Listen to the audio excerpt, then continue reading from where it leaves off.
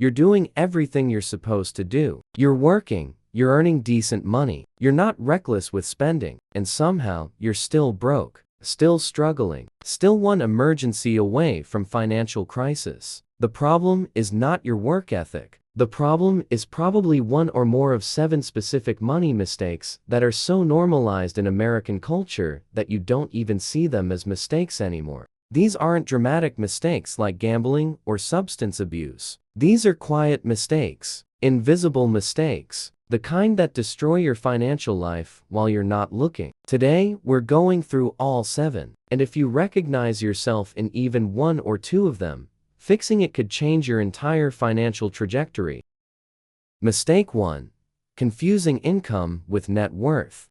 Here's the first one, and it's the most fundamental. You earn a good income, maybe $80,000, $100,000, $150,000 per year. You feel successful. You feel like you should be building wealth, but your net worth is stagnant, maybe negative. Here's why. You're confusing income with wealth. Income is what you earn. Wealth is what you keep after expenses. Someone earning $200,000 and spending $190,000 is building more wealth than someone earning $80,000 and spending $75,000. Most Americans focus entirely on the income number. They never look at the net worth number. If your income has increased over the last 5 years, but your net worth hasn't moved, you have an income problem disguised as a spending problem. Your expenses are scaling with your income. Stop looking at salary. Start looking at actual money available to invest.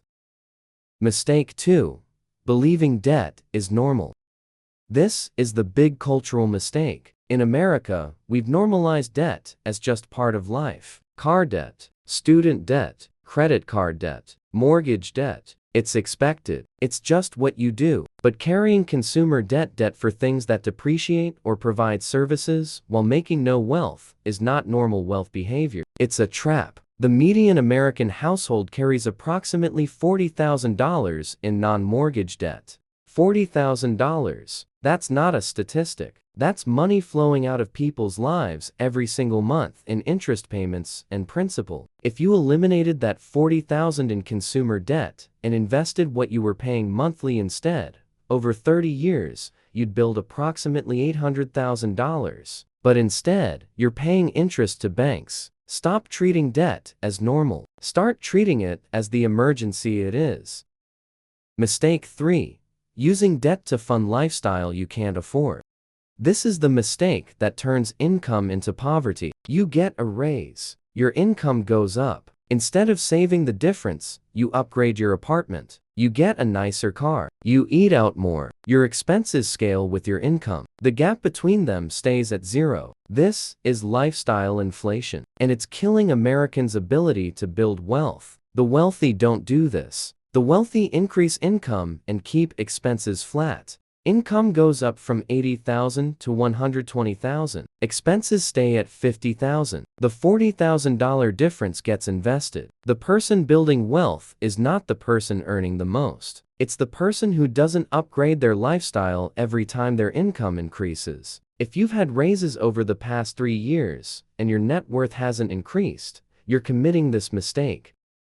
Mistake 4. Not automating your savings.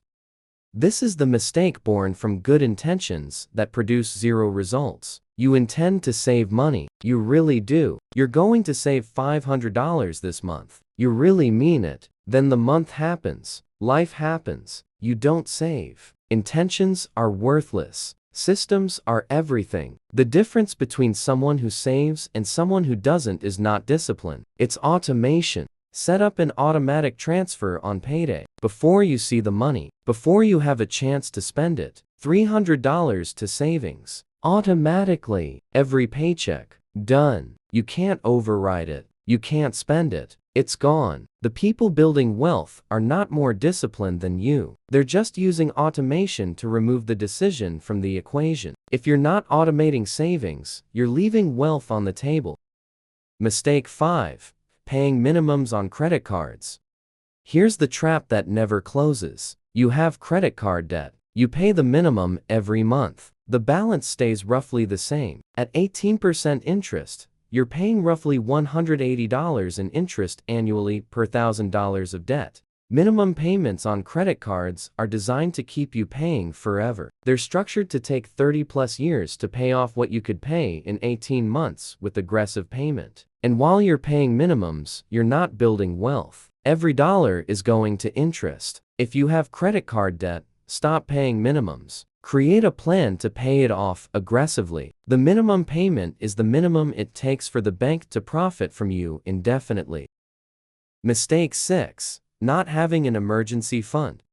This is the mistake that turns minor problems into financial catastrophe. You don't have 3 months of expenses saved. Maybe you have 1 month. Maybe you have nothing. Then your car breaks down, or you lose your job, or you have a medical emergency. You can't absorb it, so you go into debt. That debt then takes years to pay off. It costs you thousands in interest. The emergency fund is not wealth. It's insurance. The person with 6 months of emergency fund has options. They can leave a bad job. They can absorb a crisis. They can negotiate. The person with 0 emergency fund is trapped. They have to take whatever job is available. They have to accept bad treatment. They have to go into debt. Build an emergency fund before you invest. 3 to 6 months of expenses. It will save you tens of thousands in avoided debt. Mistake 7. Not investing because the market is scary.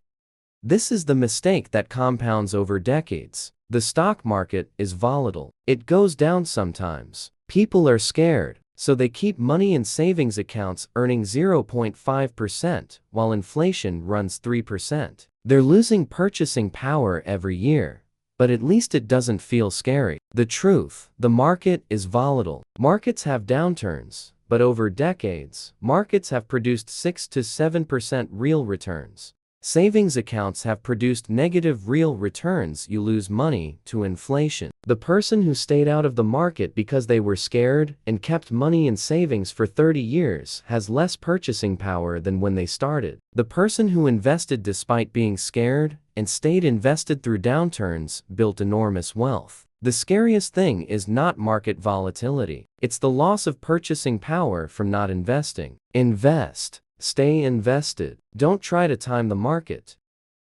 The common thread: avoiding decisions. If you notice, 5 of these mistakes have something in common. Avoiding making a decision. You don't decide to stop lifestyle inflation. It just happens. You don't decide to avoid automating savings. You just never set it up. You don't decide to keep paying minimums. You just pay them. You don't decide to skip investing. You just never start. The pattern is, default behavior creates broke people. The thing that changes everything is making one decision.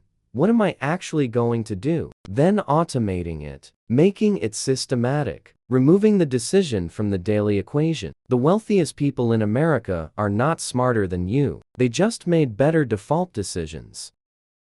You're not broke because you're stupid or lazy. You're broke because you're making one or more of these 7 mistakes. And they're so normalized in American culture that you don't see them as mistakes. You see them as normal. But normal is keeping you broke. Normal is preventing wealth. Pick one mistake, the one that resonates most with you. Fix it. Automate it. Make it systematic. That one change will produce more wealth than any earning increase will. Because wealth is not about how much you make. It's about how much you keep and what you do with what you keep. Start there.